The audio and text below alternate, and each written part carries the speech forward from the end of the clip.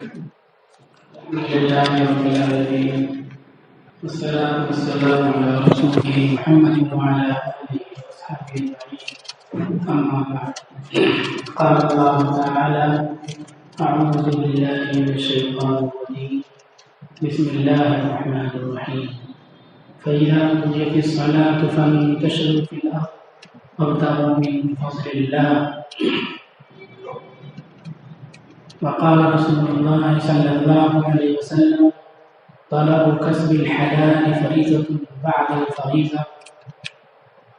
وعن المقداد بن معدي كرب قال سمعت رسول الله صلى الله عليه وسلم يقول لا يأتين على الناس زمان لا ينفع إلا الدينار والدراهم.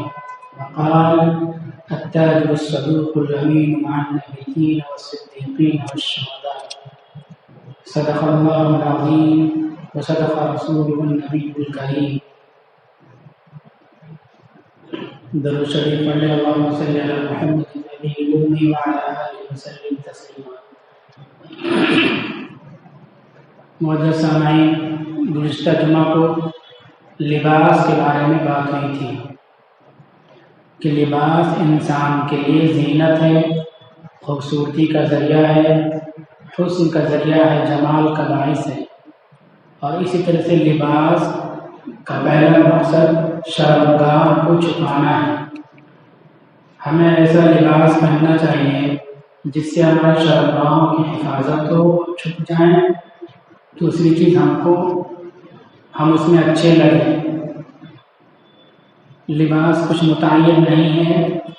اس میں ایک بات آئی تھی کہ کافروں کے لباس، اس میں ایک جملہ بولا گیا تھا غیروں کا ایسا لباس کہ ہم جب اس کو پہنے ہیں تو دیکھنے میں وہ انہیں میں سے لگنے لگے. جیسے اس زمانے میں کچھ لوگ پیلے کپڑے پہنتے ہیں تو غیروں سے مشابہت ہو جائے، وہ لباس شریعت میں منع ہے.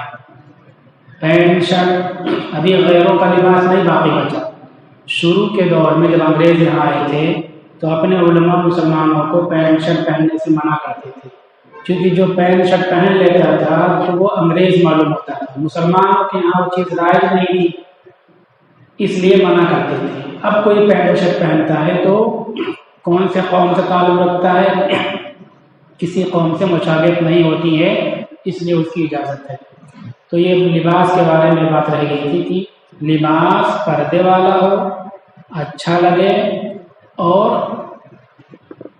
دوسری قوموں سے اس لباس میں مشابہت نہ ہو، وہ لباس پہننا چاہیے. کرتا وغیرہ یہ سنت سے زیادہ قریب ہے. آپ کے خطبے میں معاملات، لین دین، کاروبار کے تعلق سے باتیں کی. اللہ تعالیٰ نے انسان کو مدنی الطبع بنایا ہے، یعنی رہ کر کے، رہائش اختیار کر کے اپنی زندگی بسر کرے. جنگلوں میں رہنے والے جانور ہوتے ہیں یا دوسرے حیوانات ہوتے ہیں، وہ شہروں کو نہیں پسند کرتے. وہ گھاس پھوس، پہاڑ، ندی، نالا، اس طرح کی چیزوں کو پسند کرتے ہیں. لیکن انسان کی فطرت ہے کہ وہ مدنی الطبع ہے. شہر کا مطلب یہ ہے کہ انسان کی ضروریات ایک دوسرے سے جڑی ہوئی رہتی ہیں. کوئی انسان مزدوری کرتا ہے، دن بھر محنت کرتا ہے، پیسہ اس کو ملتا ہے، شام کو پیسہ لے کر کے اپنے گھر پہ آتا ہے، بال بچوں کی پرورش کرتا ہے. اب پیسہ لے کر کے آیا، اس کے پاس ایک چیز آ گئی، پیسہ آ گیا. لیکن دوسرا کسان بازار میں بیٹھا ہوا ہے، وہ غلہ لے کر کے بیٹھا ہوا ہے، محنت نہیں کر رہا ہے، غلہ بازار میں بیچ رہا. اب یہ جب جائے گا غلہ اسے خریدے گا، اس کی ضرورت غلے سے جڑی ہوئی ہے. جس کی اب مزدوری کر رہا تھا اس سیٹ کا یہ مزدور تھا، اب یہاں یہ سیٹ بن گئے. غلہ والا غلہ بیچتا ہے اپنی کھیتی میں، کھیت جوتنے کے لیے ہل کی اس کی ضرورت ہے اور دوسرے سامانوں کی ضرورت ہے. اب ہل کے لیے لوہار کے یہاں جائے، لوہاری کا کام کرتا ہے، اب وہ محتاج ہے کہ ہمارے یہاں کسان آئیں، ہم کو لوہا کہیں سے ملے، کسی کھدان سے ملے، کسی کان سے ملے، یا کسی کارخانے سے لوہا ملے جس سے ہم کھیتی کے سامان بنائیں۔ کھیتی کے سامان بن گئے، پیسہ آ گیا، اللہ آ گیا، بیمار ہو گیا ہے انسان، اب اس کو ڈاکٹر کی ضرورت ہوگی کہ ڈاکٹر کے جا کر کے علاج کریں۔ اس طرح سے پورا انسانی معاشرہ، انسانی سماج ایک دوسرے کا محتاج ہے، ایک دوسرے کی مدد، ایک دوسرے کی تعاون اور کوآپریشن کے بغیر انسانی سماج باقی نہیں رہ سکتا۔ اگر انسان ایک دوسرے کی مدد نہ کرے، ایک دوسرے سے مدد نہ لے تو انسان جانوروں کی طرح ہو جائے گا، اور ایسا ہو نہیں سکتا۔ اس لیے انسان کی صفت، خاصیت مدنی تباہی کے شہر میں رہے گا، یہ دوسروں کے کام آئے گا، دوسرے اس کے کام آئیں گے، اور پھر اس طرح اس کی زندگی کی گاڑی آگے بڑھتی رہے گی۔ اس طرح سے شہر میں رہتے ہوئے انسان ایک دوسرے سے ضروریات پوری کرتا ہے اور دوسرے سے فائدہ اٹھاتا ہے۔ اس سلسلے میں اسلام نظام و ضابطہ، قانون و قاعدہ بتلاتا ہے۔ جتنے شعبے میں جائز میدانوں میں انسان ہے، ہر میدان میں موجود انسان کے لیے اس کے معاملات، اس کے معمولات، اس کے جائز کاموں کے تعلق سے اسلام ہمت افزائی کرتا ہے، حوصلہ افزائی کرتا ہے۔ میں بات تجارت سے شروع کرتا ہوں۔ تجارت میں 70% روزی ہے، 70% روزی ہے۔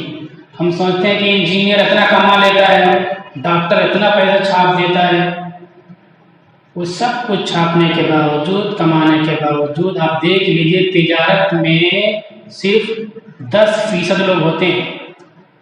وہ 10% شہر اور آبادی کے 70% لوگوں کا خزانہ ان سے جڑا ہوتا ہے۔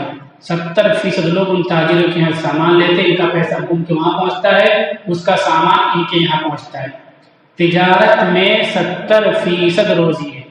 اللہ تعالیٰ قرآن میں کہتے ہیں کہ نماز، جو پہلے آیت تلاوت کی نے، جب نماز جمعہ ادا کر لی جائے، فَإِذَا قُضِيَتِ الصَّلَاةُ فَانتَشِرُوا فِي الْأَرْضِ، جب نماز ادا کر لی جائے، نماز ادا کر دی جائے، فَانتَشِرُوا فِي الْأَرْضِ، تو زمین میں تم پھیل جاؤ، وَابْتَغُوا مِن فَضْلِ اللَّهِ، اور اللہ کے فضل سے روزی تلاش کرو۔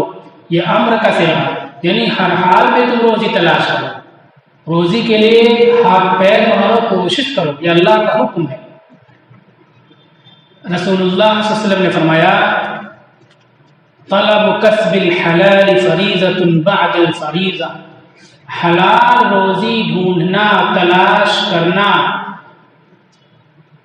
جو 4 بڑے فرائض ہیں، ان فرائض کے بعد یہ ایک بڑا فریضہ ہے۔ جب ہمارے ذہن میں یہ بات آ جائے کہ دکان کرنا، تجارت کرنا، کاروبار کرنا یہ ایک فریضہ ہے، یہ اللہ کا حکم ہے، ثواب کا کام ہے، تو ہم بہت ہی منظم انداز میں، بہت ہی بیدار رہ کر کے، بہت فکر کے ساتھ اس کام کو کریں گے، اور کوشش یہ ہوگی کہ یہ ثواب کہیں ہم سے چھوٹ نہ جائے یا ثواب میں کمی نہ آ جائے۔ مسجد ہے، یہاں ہم نماز پڑھنے کے لیے آئے، کوئی شور، کوئی شرابہ، کچھ بھی نہیں، سب ایک طرف اللہ کے گھر کی طرف منہ کیے ہوئے بیٹھے ہیں، سب وضو کر کے آئے، صاف ستھرا کپڑا پہن کر کے آئے، کسی کے دل میں کسی کے تعلق سے کوئی نگیٹو سوچ نہیں ہے، خیال نہیں ہے۔ کیوں؟ اس لیے اللہ کے گھر میں ثواب کے لیے آئے۔ ہم نماز کو جانتے ہیں کہ عبادت ہے، ثواب کا کام ہے، مسجد اللہ کا گھر ہے، اللہ کی تجلی یہاں نازل ہوتی ہے، یہاں فرشتے ہمارے اعمال کو لکھ رہے ہیں، ثواب کے رشتے میں ہمارا نام لکھا جا رہا ہے، ہمیں جانتے ہیں، اس لیے اتنا ڈسپلین کے ساتھ، اتنا سکون کے ساتھ، اتنا صحیح انداز میں بیٹھے ہوئے ہیں۔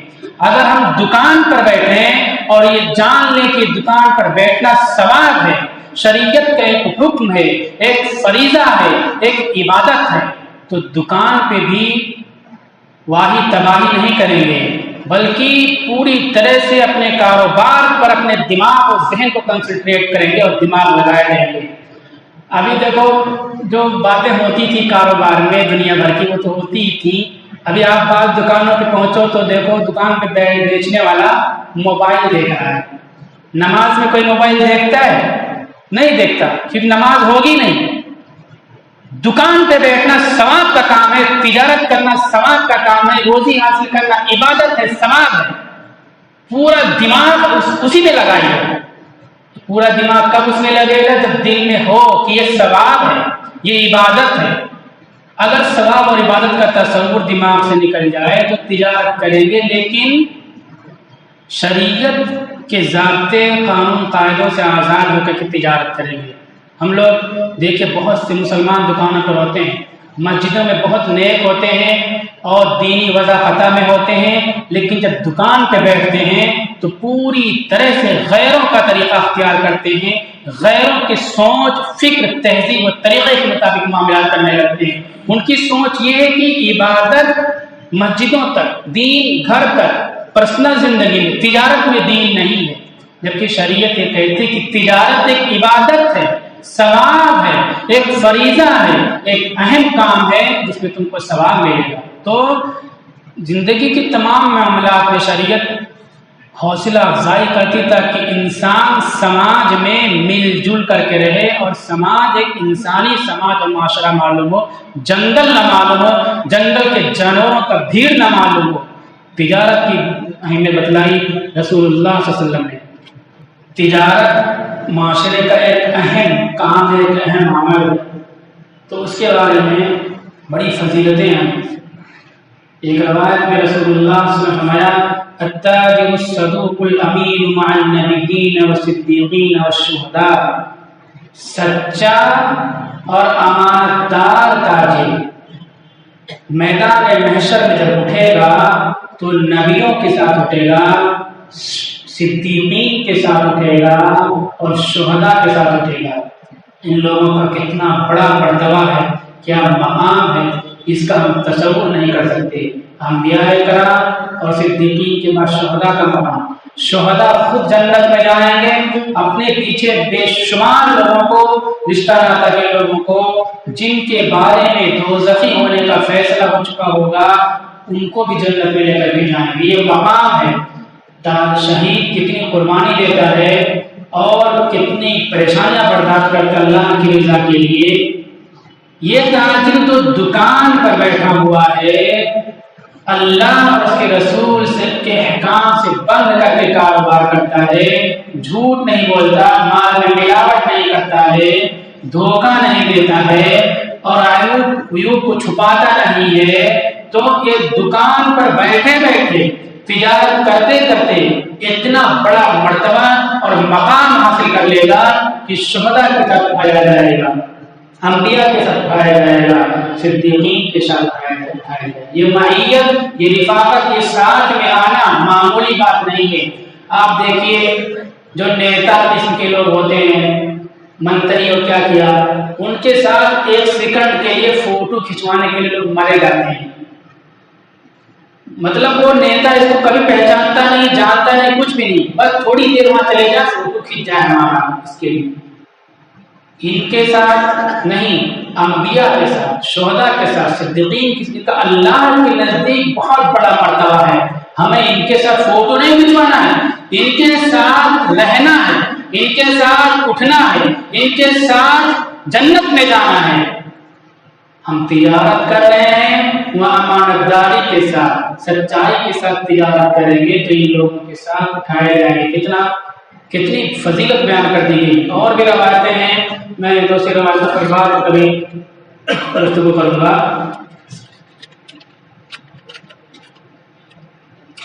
تجارت کی بات آ گئی. اب روزگار کے لیے دوسری ضرورت پڑتی ہے. ہم نے وہ بتایا ہل وغیرہ، لوہے کا سامان، اسی چیزیں جو بنتی کاریگری. جو لوگ اس میدان میں، ان کو شریعت اس میدان میں پوری طرح سے منہمک ہونے کی تعلیم و ترغیب دیتی ہے. رسول اللہ صلی اللہ علیہ وسلم نے فرمایا ما اکل احد طعاما قط خيرا من ان ياكل من عمل يديه وان نبي الله داود كان ياكل من عمل يديه رواه البخاری. کہ کوئی انسان سب سے اچھی روزی جو کھاتا ہے، سب سے بہتر پسندیدہ روزی جو کھاتا ہے وہ روزی ہے جو اپنے ہاتھ کے عمل سے کما کر کے کھائے، جو لوہے کا کام کرتے ہیں، جو اینٹ پتھر کا کام کرتے ہیں، جو محنت اور مزدوری کرتے ہیں، وہ کما کر کے شام کو لا کر کے کھانا کھاتے ہیں۔ مولانا صاحب کی تنخواہ، حاجی صاحب کا پیسہ اور بہت سے لوگوں کا پیسہ، فلاں بزرگ کو ملنے والا ہدیہ بہت اچھا ہے۔ ان تمام روزگار سے، ان تمام آمدنی سے، ان تمام پیسوں سے بہتر پیسہ اس مزدور کا ہے، اس لوہے کا کام کرنے والے کا ہے، اس کاریگر کا ہے، اس میکینک کا ہے، جو اپنے ہاتھ سے کما کر کے لاتا ہے مزدوری کر کے اور پھر اس کو کھاتا ہے۔ سب سے بہتر روزی یہ ہے، رسول اللہ صلی اللہ علیہ وسلم فرماتے ہیں اور کہتے ہیں کہ یہ کام کرنا کوئی سبکی، خفت، بے عزتی اور رسوائی کا کام نہیں ہے۔ وَإِنَّ نَبِيَّ اللَّهِ داؤد، یقین اللہ کے نبی حضرت داؤد علیہ السلام یأکل من عمل یدیہ، اپنے ہاتھ کی کمائی سے کھایا کرتے تھے۔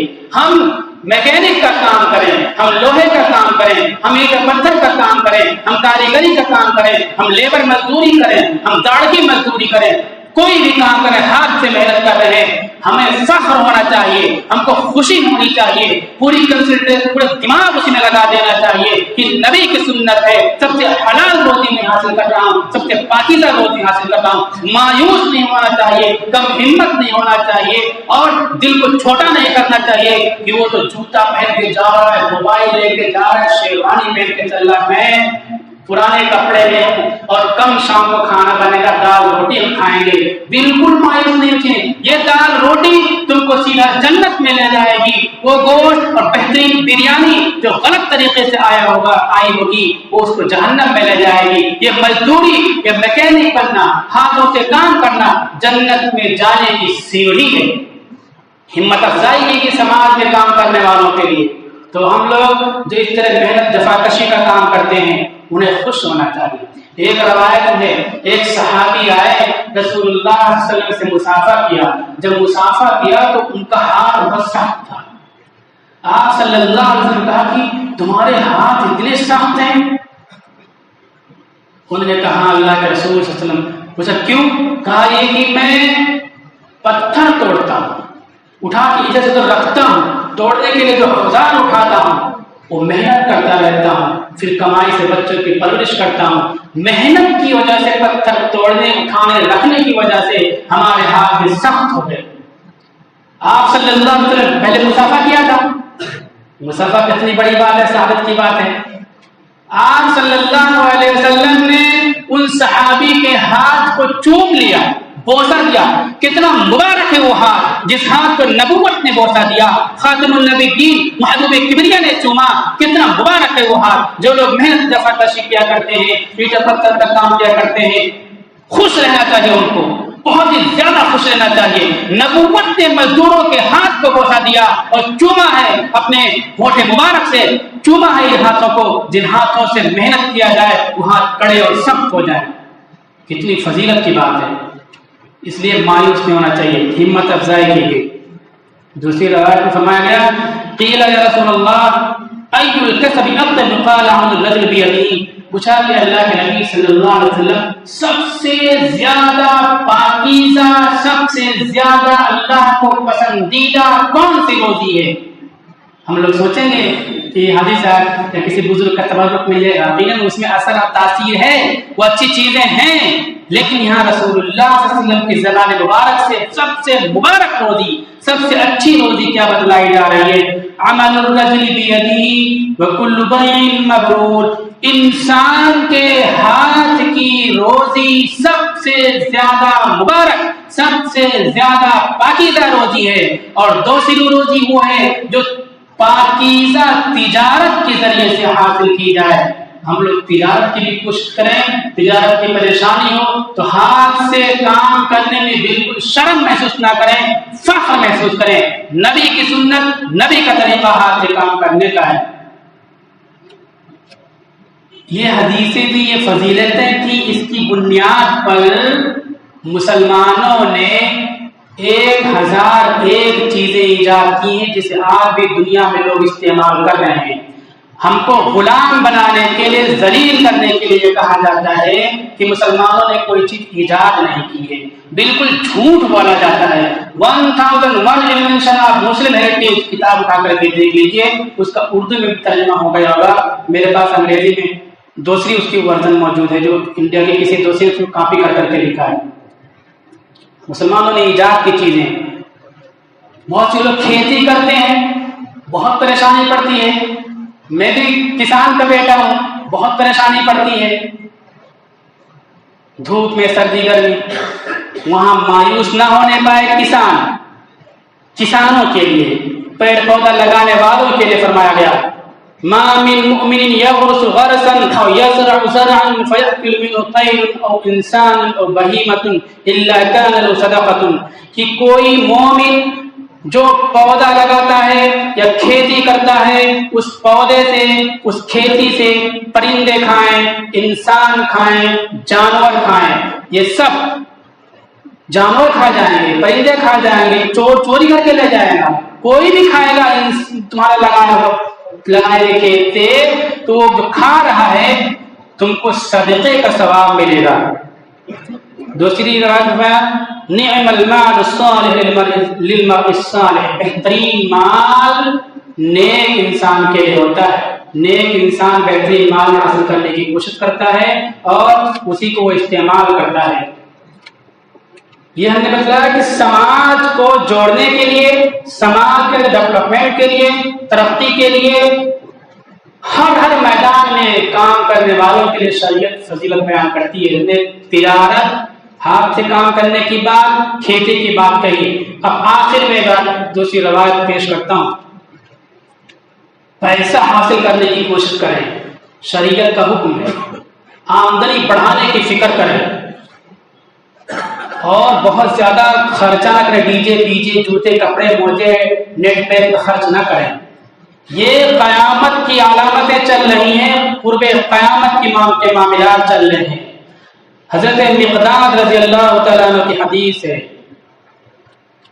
عن المقداد بن معدی قال سمعت رسول اللہ صلی اللہ علیہ وسلم يقول لا يأتين على الناس زمان لا ينفع الا الدينار والدراهم، رواه احمد، کہ میں نے رسول اللہ صلی اللہ علیہ وسلم کو فرماتے ہوئے سنا ہے کہ قرب قیامت میں ایک دور، ایک زمانہ ایسا آئے گا کہ کوئی بھی چیز، کوئی بھی شخص انسان کو فائدہ نہیں پہنچا سکتا ہے، انسان کے کام نہیں ہو سکتے ہیں، انسان مشکلات اور پریشانیوں میں گر جائے گا، کوئی اس کا مددگار نہیں کھڑا ہوگا۔ اگر انسان اپنے مسئلوں کو حل کر سکتا ہے، اپنی پریشانیوں کو دور کر سکتا ہے، تو صرف اور صرف درہم اور دینار کے ذریعے سے حل کرے گا۔ پیسوں کے ذریعے مسئلے حل ہوں گے، بغیر پیسے کے مسئلے حل نہیں ہوں گے۔ قرب قیامت میں اور حالات آئندہ ایسے آنے والے ہیں۔ حضرت تھانوی رحمۃ اللہ علیہ، جن کو حکیم الامت کہا جاتا ہے، کہ پہلے دور میں پیسہ انسانوں کے لیے، مسلمانوں کے لیے آزمائش تھی، آج کے دور میں غریبی مسلمانوں کے لیے آزمائش ہے، آج کے دور میں غریبی مسلمانوں کو کفر کے طرف لے جانے والی ہے۔ اس لیے ہر مسلمان اس بات کی فکر کرے، زبان نبوت سے نکلی ہوئی بات ہے کہ انسان کی ضرورت پیسے سے پوری ہوگی، پیسہ نہیں ہوگا اس کے رشتہ داروں کی نگاہیں بدل جائیں گی، لوگ اچھے دوست تعلقات ختم کر لیا کریں گے۔ اس لیے پیسہ حاصل کرنے کی جائز راستے کی کوشش کریں، اللہ نے جو پیسہ دے رکھا ہے اس پیسے کو روکنے کی کوشش کریں، اور دینے اور دینار کی الگ تشریح ہے، آئندہ خطبے میں انشاءاللہ تشریح پیش کروں گا۔ سنت